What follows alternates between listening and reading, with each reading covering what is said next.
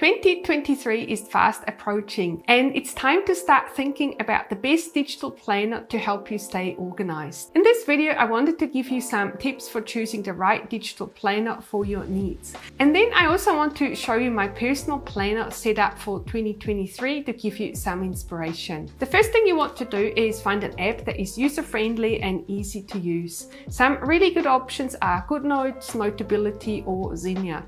Zinnia is my personal favorite, whereas my husband really likes GoodNotes. I recommend you try a few apps to get a feel for them and then choose the one that you like the best. Next up, you want to look for a planner template that is intuitive and doesn't require a lot of setup. Consider the type of planner you need. Do you need a basic bullet journal or a more advanced planner with additional features? Choose a template with features that meet your needs, and also think about how much time you want to spend on planning and journaling. The more elaborate a template is, the more time it requires to keep up with it. In many cases, the KISS principle, which means keep it simple, stupid, works best. Once you have a digital planner template, you want to set it up to your specific needs. So let's do this now. The template I have chosen for my planner is one that I've made myself. After years of experimenting with different planner layouts, I think I've finally found one that works perfectly for what I want. I really like having a clean and minimalistic template because I like to be able to customize it depending on my mood. The template that I've created consists of a few different sections. The first page is the 2023 calendar. It has got little mini calendars for every month of the year, and all of these calendars are hyperlinked. So if you tap on one of the headings, for example, you can navigate to all the different months of the year. This will bring you to the monthly overview page, and there is quite a few navigation items on the template so that it's very easy to navigate around this template.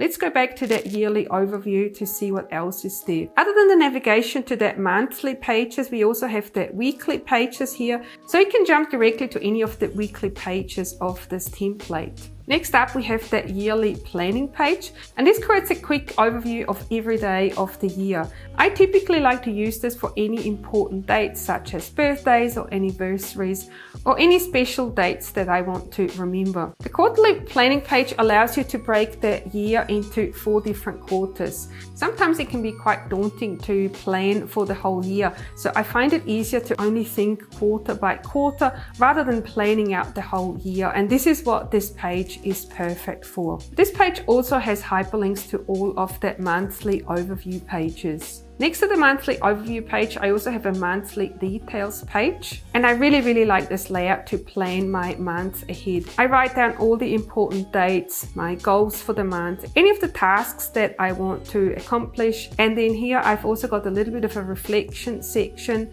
where I write things that I'm looking forward to and then things that I want to make time for. I've chosen these prompts specifically because I feel they trigger a positive thought pattern and it makes me look forward to things to come. I really like using the monthly overview page to plan all my social media, and the way I do this is by using these little icons here. So I can place them on my planner, and then here in the notes section, I usually write ideas of the type of content that I want to make for the month. This page also has hyperlinks to the weekly pages, which is what I want to show you next. So this is quite a new layout that I'm using for the first time, and I'm actually really looking forward to using this. So it has a section for every day of the week. It has a task list for this week, but then also for next week, and this is probably the part I'm looking forward to the most. One of the issues I had previously is that having tasks here is great, but then I had to scroll between the weekly pages, and so now I want to see if this works a little bit better. And then here at the bottom we have a section for the habits,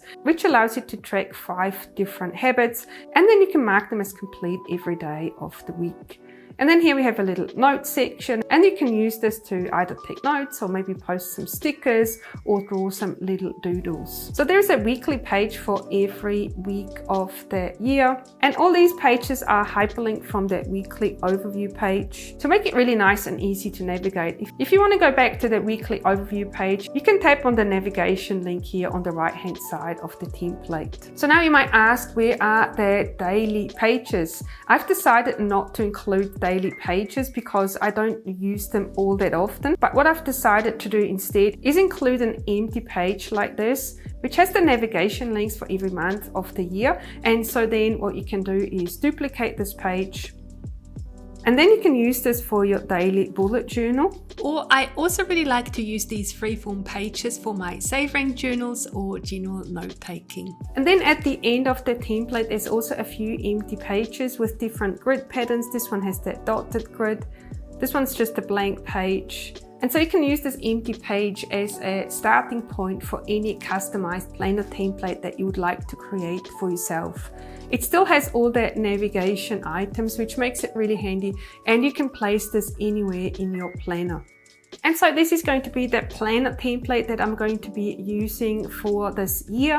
I think this is going to work really, really well for me. And if you wanted to have this template as well, it is now available from my website, and I put a link in the description of this video. I really hope you found this video useful. Give me a thumbs up if you liked it, subscribe to my channel if you haven't already, and make sure to leave a comment on this video, and I will see you in the comment section.